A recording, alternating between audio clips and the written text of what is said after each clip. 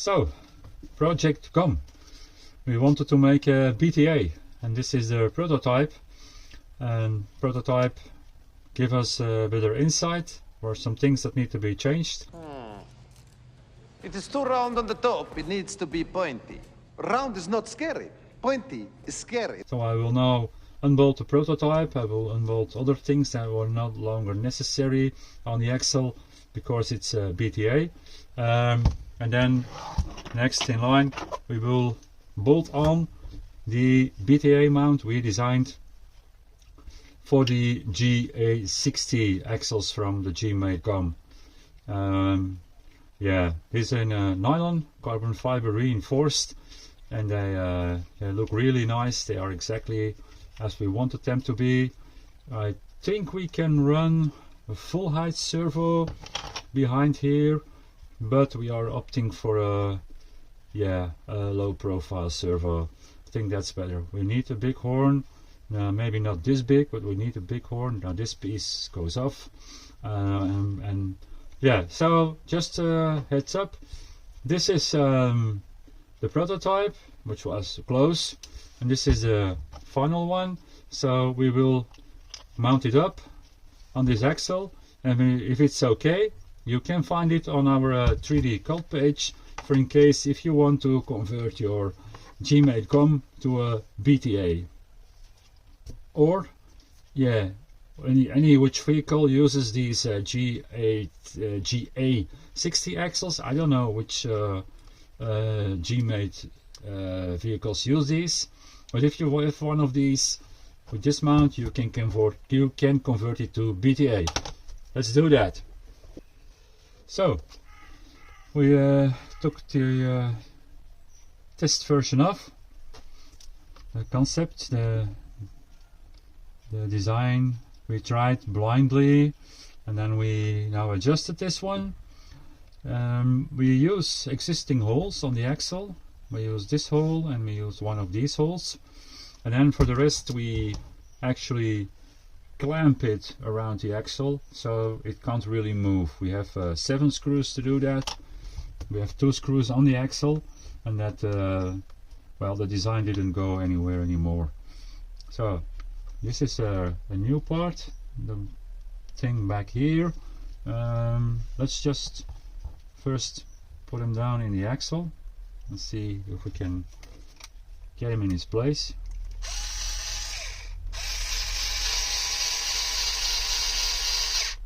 Okay, and that is a perfect fit.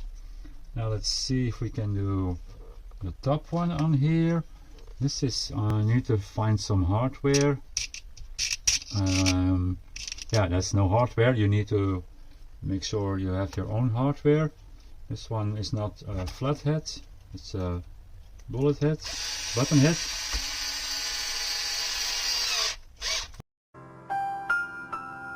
Okay, actually it is already really nice in its place right now with just these 2 screws. It probably can't move anywhere. I know we yeah, some of the clearance under the axle goes lost by this bottom part, so maybe in now we also need to hide the servo away. Yeah, I don't know, maybe in the next design I might just clamp like 3/4 of the axle, and we keep the bottom clear. Well, I can just cut it off with a saw blade on my jigsaw table and see what that does. But for now we're just going to keep it. Let me just attach a few screws to see how it does. That should fit. Then tighten them all down. Let's put one in over here. Yeah, maybe. Yeah, that looks to become really nice. Let's put one in over here. There's this pieces of plastic that makes extra support on the axle. We made sure we did not want to remove them. Instead we embraced them and we just took it out of the design. I think it's coming really nice together. Let's take one on the outside. Let's do the 4 corners and see where we end up. Maybe the drag link is a bit in the way.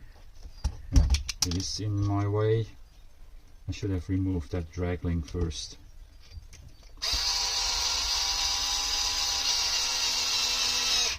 Steer link, is it steer link or drag link?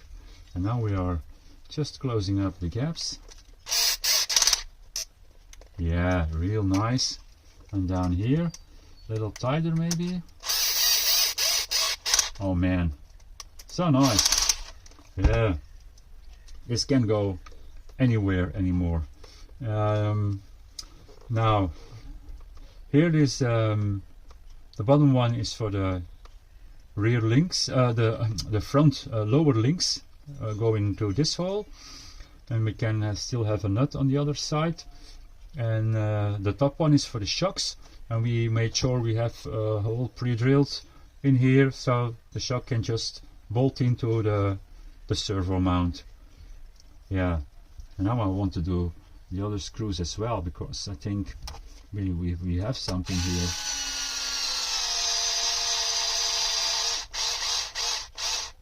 Look how nice.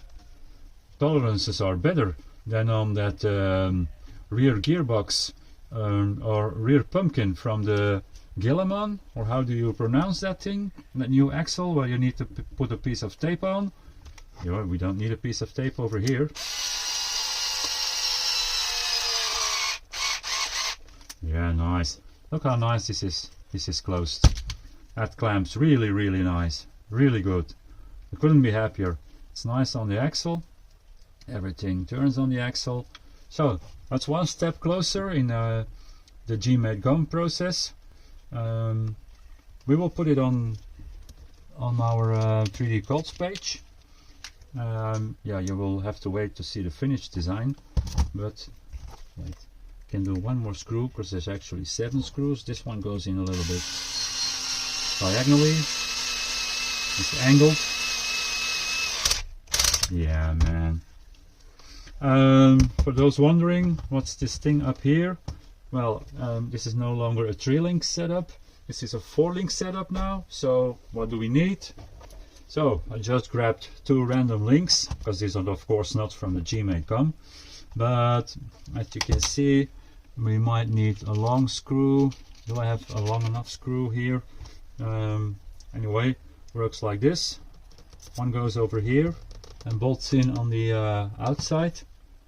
I might need to drill that out a little bit more. Is it going to be long enough? It's not going to be long enough. I'm going to take a little bit of a longer screw so I can exactly show you how this works.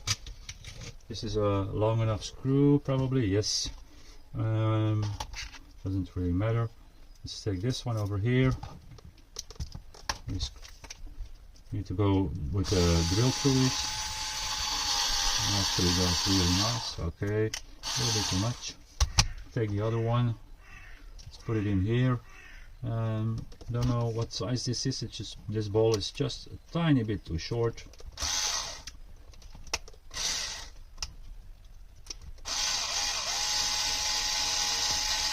Yep, and then the screws in the other side.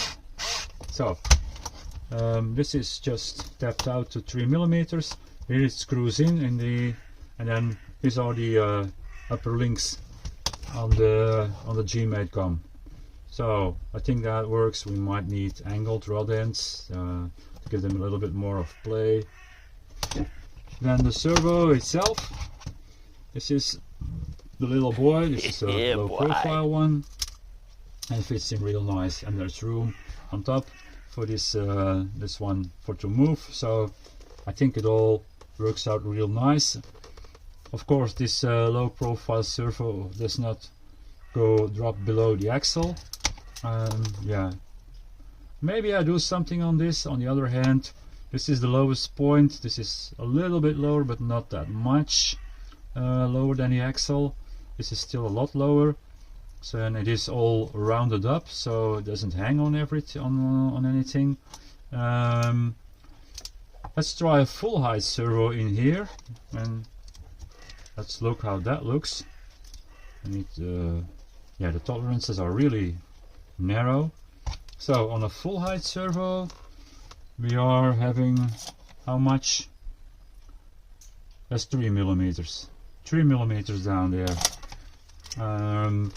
I don't think, no, there's not much room to space it up.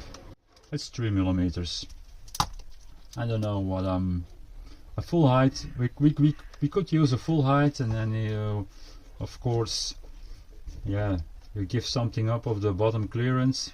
Well, something that's maybe too much. But we have a half height servo on the way. Not this one. This is only a 40 kg. That shit's weak. But we have a 50 kg from Gantries on the way. That should be more than powerful enough. This rig, it looks big. It is big. It's big tires, but the weight is not that high. I'm sure we will keep it under 3.5 kilograms. 2.35 pounds. 2.35. So yeah, I think we can work with this. All right. Let's see if we can fiddle some links together and start building this thing further up. Okay.